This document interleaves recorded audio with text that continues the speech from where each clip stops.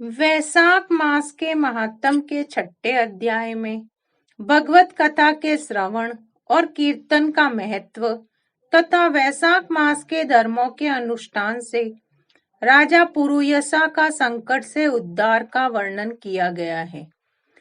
श्रुतदेव बोले, मेष राशि में सूर्य के स्थित रहने पर जो वैशाख मास में प्रातःकाल स्नान करता है और भगवान विष्णु की पूजा करके इस कथा को सुनता है, वह सब पापों से मुक्त हो भगवान विष्णु के परम धाम को प्राप्त होता है। इस विषय में एक प्राचीन इतिहास कहते हैं कि जो सब पापों का नाशक, पवित्र कारक, धर्मानुकूल, वंदनीय और पुरातन है। गोदावरी नदी के तट पर सुब्ब ब्रह्मेश्वर क्षेत्र में महर्षि दुर्वासा के 2 शिष्य रहते थे, जो परमहंस ब्रह्मनिष्ठ उपनिषद्विदा में परिनिष्ठित और इच्छा रहित थे। वे भिक्षा मात्र भोजन करते और पुण्यमय जीवन बिताते हुए गुफा में निवास करते थे। उनमें से एक का नाम था सत्यनिष्ठ और दूसरे का तपोनिष्ठ। वे इन्हीं नामों से तीनों लोकों में विख्यात थे। सत्यनिष्ठ सदा भगवान विष्णु की कथा में तत्पर रहते थे। जब कोई श्रोता अथवा वक्ता न होता तब वे अपने नित्य कर्म किया करते थे। यदि कोई श्रोता उपस्थित होता तो वे उससे निरंतर वे भगवत कथा सुनते, और यदि कोई कथावाचक भगवान विष्णु की कल्याणमयी पवित्र कथा कहता तो वे अपने सब कर्मों को समेटकर श्रवण में तत्पर हो इस कथा को सुनने लगते थे। वे अत्यंत दूर के तीर्थों और देव मंदिरों को छोड़कर तथा कथा विरोधी कर्मों का परित्याग करके भगवान की दिव्य कथा सुनते और श्रोताओं को स्वयं भी सुनाते थे। कथा समाप्त होने पर सत्यनिष्ठ अपना शेष कार्य पूरा करते थे। कथा सुनने वाले पुरुष को जन्म मृत्युमय संसार बंधन की प्राप्ति नहीं होती। उसके अंतःकरण की शुद्धि होती है। भगवान विष्णु में जो अनुराग की कमी है वह दूर हो जाती है और उनके प्रति गाढ़ अनुराग होता है। साथ ही साधु पुरुषों के प्रति सौहार्द बढ़ता है। रजोगुण रहित गुणातीत परमात्मा शीघ्र ही हृदय में स्थित हो जाते हैं। श्रवण से ज्ञान पाकर मनुष्य भगवान चिंतन में समर्थ होता है। श्रवण, ध्यान और मनन यह वेदों में अनेक प्रकार से बताया गया है। जहां भगवान विष्णु की कथा न होती हो और जहां साधु पुरुष न रहते हो, वह स्थान साक्षात गंगा तट ही क्यों न हो, निसंदेह त्याग देने योग्य है। देश में तुलसी नहीं है अथवा भगवान विष्णु का मंदिर नहीं है, ऐसा स्थान निवास करने योग्य नहीं है। ये निश्चय करके मुनिवर सत्यनिष्ठ सदा भगवान विष्णु की कथा व चिंतन में संलग्न रहते थे। दुर्वासा का दूसरा शिष्य तपोनिष्ठ दुराग्रह पूर्वक कर्म में तत्पर रहता था। वह भगवान की कथा छोड़कर अपना कर्म पूरा करने के लिए इधर उधर हट जाता था। कथा की अवहेलना से उसे बड़ा कष्ट उठाना पड़ा। अनंतो गत्वा कथा परायण सत्यनिष्ठ ने ही उसका संकट से उद्धार किया। जहां लोगों के पाप का नाश करने वाली भगवान विष्णु की पवित्र कथा होती है, वहां सब तीर्थ और अनेक प्रकार के क्षेत्र स्थित रहते हैं। जहां विष्णु कथा रूपी पुण्यमयी नदी बहती रहती है, उस देश में निवास करने वालों की मुक्ति उनके हाथ में ही है। पूर्व काल में पांचाल देश में पुरुयसा नामक एक राजा था, जो पुण्यशील व बुद्धिमान राजा बुरियसा के पुत्र थे। पिता के मरने पर पुरुयसा राज्य सिंहासन पर बैठे। वे धर्म की अभिलाषा रखने वाले, शूरता, उदारता आदि गुणों से संपन्न और धनुर्वेद में प्रवीण थे। उन महामती नरेश ने अपने धर्म के अनुसार पृथ्वी का पालन किया। कुछ काल के पश्चात राजा का धन नष्ट हो गया। हाथी और घोड़े बड़े बड़े रोगों से पीड़ित होकर मर गए। उनके राज्य में ऐसा भारी अकाल पड़ा जो मनुष्यों का अत्यंत विनाश करने वाला था। पांचाल नरेश राजा पुरुयसा को निर्बल जानकर उनके शत्रुओं ने आक्रमण किया और युद्ध में उनको जीत लिया। तदंतर पराजित हुए राजा ने अपनी पत्नी सिकिनी के साथ पर्वत की कंदरा में प्रवेश किया। साथ में दासी आदि सेवक गण भी थे। इस प्रकार छिपे रहकर राजा मन ही मन विचार करने लगे कि मेरी ये क्या अवस्था हो गई है। मैं जन्म और कर्म से शुद्ध हूँ, माता और पिता के हित में तत्पर रहता हूँ, गुरु भक्त, उदार, ब्राह्मणों का सेवक, धर्मपरायण, सब प्राणियों के प्रति दयालु, देव पूजक और जितेंद्रिय भी हूँ। फिर किस कर्म से मुझे ये विशेष दुख देने वाली दरिद्रता प्राप्त हुई है? किस कर्म से मेरी पराजय हुई है? किस कर्म के फलस्वरूप मुझे ये वनवास मिला है? इसी चिंता से व्याकुल होकर राजा ने खिन्न चित्त से अपने सर्वज्ञ गुरु मुनि श्रेष्ठ याज और उपयाज का स्मरण किया। राजा के आह्वान करने पर दोनों बुद्धिमान मुनीश्वर वहां आए। उन्हें देखकर पांचाल प्रिय नरेश सहसा उठ खड़े हो गए और बड़ी भक्ति के साथ गुरु के चरणों में मस्तक रखकर प्रणाम किया। फिर वन में पैदा होने वाली शुभ सामग्रियों के द्वारा उन्होंने उन दोनों का पूजन किया। विनीत भाव से पूछा, विप्रवरों, मैं गुरु चरणों में भक्ति रखने वाला हूँ।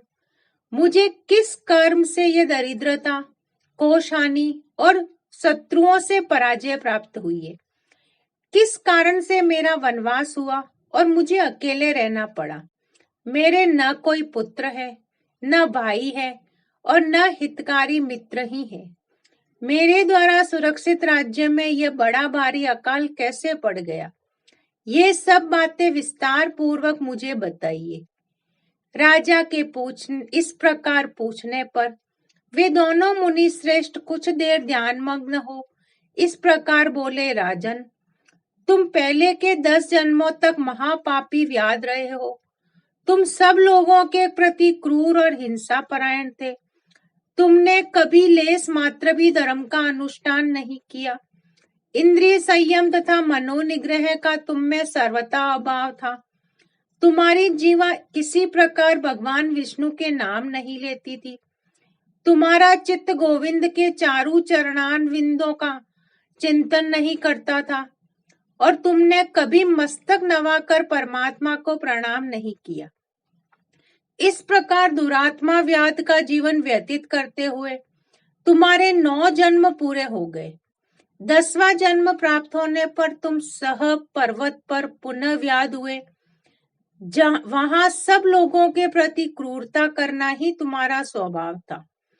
तुम मनुष्यों के लिए यम के समान थे, दयाहीन, शस्त्रजीवी और हिंसा परायण थे।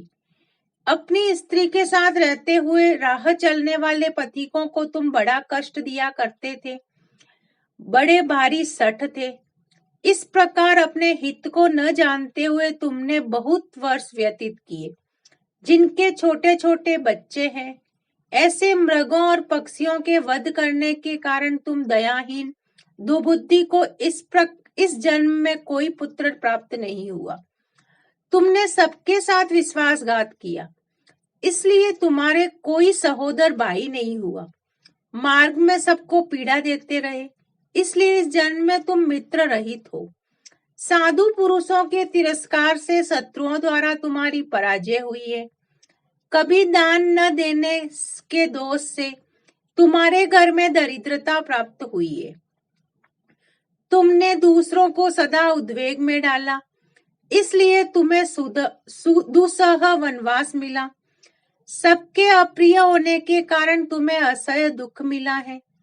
तुम्हारे क्रूर कर्मों के फल से ही इस जन्म में मिला हुआ राज्य भी छिन गया है। वैशाख मास की गर्मी में तुमने स्वार्थवश एक दिन एक ऋषि को दूर से तालाब बता दिया था और हवा के लिए पलाश का एक सूखा पत्ता दे दिया था। बस जीवन में इस एक ही पुण्य कारण तुम्हारा ये जन्म परम पवित्र राजवंश में हुआ। अब यदि तुम सुख, राज्य और धन धान्य आदि संपत्ति, स्वर्ग और मोक्ष चाहते हो अथवा सायुज्य एवं श्री हरि के पद की अभिलाषा रखते हो तो वैशाख मास के धर्मों का पालन करो। इससे सब प्रकार के सुख पाओगे। इस समय वैशाख मास चल रहा है। आज अक्षय तृतीया है। आज तुम विधि पूर्वक स्नान और भगवान लक्ष्मी जी की पूजा करो। यदि अपने समान ही गुणवान पुत्रों की अभिलाषा करते हो तो सब प्राणियों के हित के लिए प्याऊ लगाओ। इस पवित्र वैशाख मास में भगवान मधुसूदन की प्रसन्नता के लिए यदि तुम निष्काम भाव से धर्मों का अनुष्ठान करोगे तो अंतःकरण शुद्ध होने पर तुम्हें भगवान विष्णु का प्रत्यक्ष दर्शन होगा। यों कहकर राजा की अनुमति ले उनके दोनों ब्राह्मण पुरोहित याज और उपयाज जैसे आए थे वैसे ही चले गए।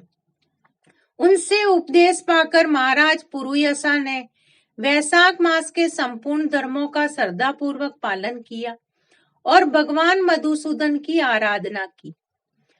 इससे उनका प्रभाव बढ़ गया और बंधु बांधव उनसे आकर मिल गए। तत्पश्चात वे मरने से बची हुई सेना को साथ ले बंधुओं सहित पांचाल नगरी के समीप आए। उस समय पांचाल राजा के साथ राजाओं का पुनः संग्राम हुआ। महारथी पुरुषा ने अकेले ही समस्त महाबाहु राजाओं पर विजय पाई। विरोधी राजाओं ने भागकर विभिन्न देशों के मार्गों का आश्चर्य लिया। विजयी पांचाल राज ने भागे हुए राजाओं के कोष, 10 करोड़ घोड़े, 3 करोड़ हाथी, 1 अरब रथ, 10,000 ऊंट और 3 लाख खच्चरों को अपने अधिकार में करके अपनी पुरी में पहुंचा दिया। वैशाख धर्म के महात्म से सब राजा भग्न मनोरथ हो पुरुयसा को कर देने वाले हो गए और पांचाल देश में अनुपम सुकाल हो गया। भगवान विष्णु की प्रसन्नता से इस वसुधा पर उनका एक छत्र राज्य हुआ और गुरुता, उदारता आदि गुणों से युक्त उनके 5 पुत्र हुए, जो दृष्टकीर्ति, दृष्टकेतु, दृष्टद्युम्न, विजय और चित्रकेतु के नाम से प्रसिद्ध थे। धर्म पूर्वक प्रतिपालित होकर समस्त प्रजा राजा के प्रति अनुरक्त हो गई। इससे उसी क्षण उन्हें वैशाख मास के प्रभाव का निश्चय हो गया। तब से पांचाल राज भगवान विष्णु की प्रसन्नता के लिए वैशाख मास के धर्मों का निष्काम भाव से बराबर पालन करने लगे। उनके इस धर्म से संतुष्ट होकर भगवान विष्णु ने अक्षय तृतीया के दिन उन्हें प्रत्यक्ष दर्शन दिए। जय जय श्री हरि, जय विष्णु भगवान।